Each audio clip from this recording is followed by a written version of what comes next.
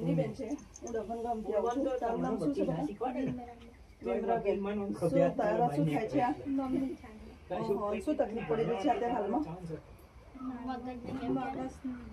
એમના મગજનું. એટલે ઘરમાં શું થાય છે? એમ હાલમાં તકલીફ શું છે ઘરમાં? જોરથી બોલો. ખાવાનું એવું છે એમ? ઘરમાં કમાનારા કેટલા જણ છે? અમે કઈ નથી તારા મમ્મી અને તારા દાદા. તારા દાદાનું નામ શું? પૂનમભાઈ મંગળભાઈ. બેન નહીં કહેવાનું, આમ હિંમતથી કહેજે. શું આ દાદા છે જુઓ, આ દાદાને ભરોસે આ દીકરી અને એમની છોકરાની વહુ, આગળ પાછળ કોઈ છે નથી. તો હું વિનંતી કરું છું કે જેમ બને એમ જેટલી હેલ્પ થાય એટલી હેલ્પ કરાવજો. દાદા શું નામ તમારું? પૂનમભાઈ મંગળભાઈ. રડશો નહીં, આપણે રડ્યાથી કશું થાય નહીં. આગળ લાવો. રડવાનું શું લેવા?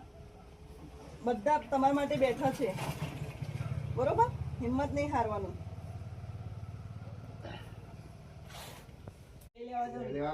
એ લઈ લે તો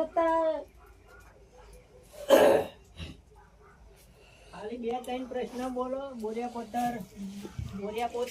દાદા મારું નામ પેલા મુન્નીબેન છે, હું દફન ગામથી આવી છું. તમારું નામ શું દાદા? પૂનમભાઈ મંગળભાઈ. શું તકલીફ પડી રહી છે અત્યારે તમારા હાલમાં? હાલમાં તકલીફ ખાવા પીવાની બહુ તકલીફ પડે. એવું છે એમ? તમે રડશો નહીં દાદા. તમારે જે કેટલી હેલ્પ થશે તમારા માટે તો હું કરી આપીશ, બરોબર? અને આ તમારી દીકરી છે, છોકરાની દીકરી અને તમારા ઘરમાં કોઈ કમાનારું? એક સાથે એટલે તમે જ છો ને? કઈ વાંધો નહીં, આપણે જેટલું થાય એટલી હેલ્પ કરીશું તમારી. અને તમારા મિસેસને તમારી બૈરું, આપણે ગુજરાતીમાં કહું છું, તમારી બૈરી એમને મગજની તકલીફ છે?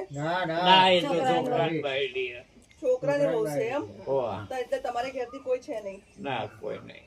એવું છે. તમે હાથ પગે એકલા જ છો અને આ છોકરાની છોડી છે કે છોકરાની જોડી એવું છે એમ? પાલન પોષણની જવાબદારી તમારી? અમારી તો તમારા હાથ પગેથી કઈ થતું નહીં, પગે તમારા હોજાઈ ગયા છે બધું? હા, એટલે ઘણી તકલીફ પડી રહી છે તમને એમ ને? બહુ તકલીફ પડે. આપણે વાંધો નહીં, જે કઈ મદદ થશે તમારી અમે તમારી કરી આપીશું, બરાબર? હા, ચિંતા કરવા જેવું નહીં.